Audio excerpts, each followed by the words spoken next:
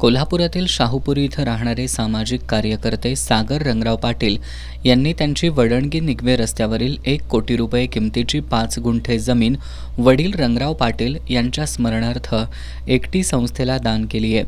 या ठिकाणी एकटी संस्थेच्या माध्यमातून अण्णा माई सेवा सदन सुरू करण्यात आलंय। या सदनाचं उद्घाटन वडणगेच्या सरपंच संगीता पाटील आणि गीतादेवी रंगराव पाटील यांच्या प्रमुख उपस्थितीत झालं। यावेळी बोलताना सागर पाटील यांनी पद, पैसा, प्रतिष्ठा यापेक्षा आयुष्यात गोरगरिबांची सेवा करणं हाच खरा माणुसकीचा धर्म असल्याचं सांगितलं। निराधार लोकांची सेवा करणं यासाठी उर्वरित आयुष्यात काम करणार असल्याचं त्यांनी सांगितलं।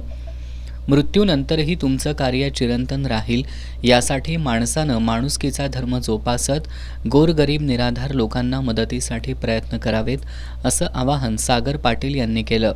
वडणगेच्या सरपंच संगीता पाटील यांनी समाजातील माणुसकी हरवत चालली असताना सागर पाटील यांच्यासारख्या व्यक्तिमत्वानं मोठ्या किमतीची जमीन एका सेवाभावी संस्थेला दान देणं आदर्शवत असल्याचं सांगितलं।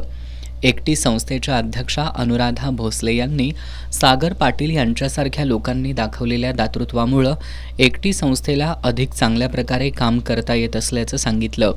निराधार आणि बेघर लोकांना निवारा देण्याचं स्वप्न सागर पाटील यांच्यामुळे पूर्ण झाल्याचं अनुराधा भोसले यांनी सांगितलं।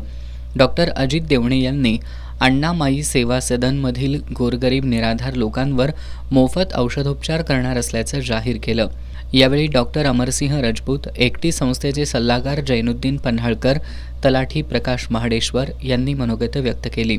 याप्रसंगी एस न्यूजचे पत्रकार इक्बाल रेठरेकर, एकटी संस्थेचे अक्षय पाटील, शुभम कामत, दिलशाद जमादार, पुष्पा कांबळे, सविता कांबळे आदी उपस्थित होते।